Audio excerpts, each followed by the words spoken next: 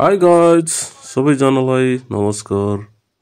आज हामी गइरहेका छौं कालचिनीसम्मको यात्रामा। सबैजनाले हेरेर साथ दिनुहोला। हामीले सर्ट क्लिप्सहरू जोडेर राम्रो बनाइरहेको छौं भिडियो।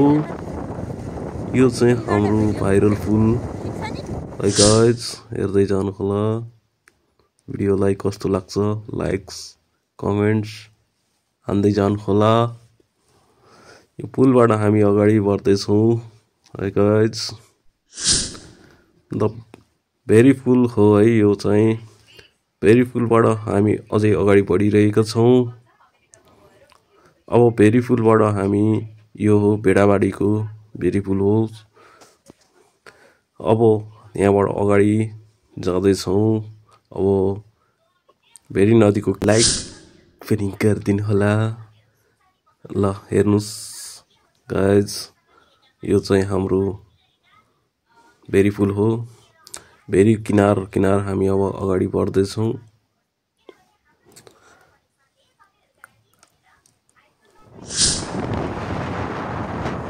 ल हेर्नुस् कति राम्रो ठाउँ छ। तपाईहरु पनि घुम्न जानु होला एकचोटि। हामी कालचिनीको डाँडासम्म पुग्ने छौं र कालचिनीको डाँडाबाट कस्तो देखिन्छ तपाईहरुलाई देखाउने प्रयास गरिरहेको छौं। यो चाहिँ पुलबाट अब यहाँबाट उकालो लाग्छ।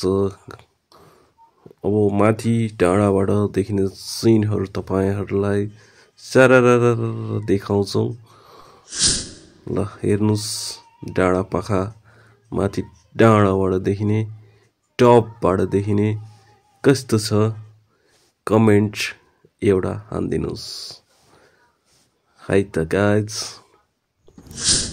ल यो चाहिँ माथिबाट देखिएको सानो सुर्खेत तल्लो सुर्खेत भन्छ। यता हिमालहरु र यताबाट पनि राम्रो सिनहरु देखिन्छ।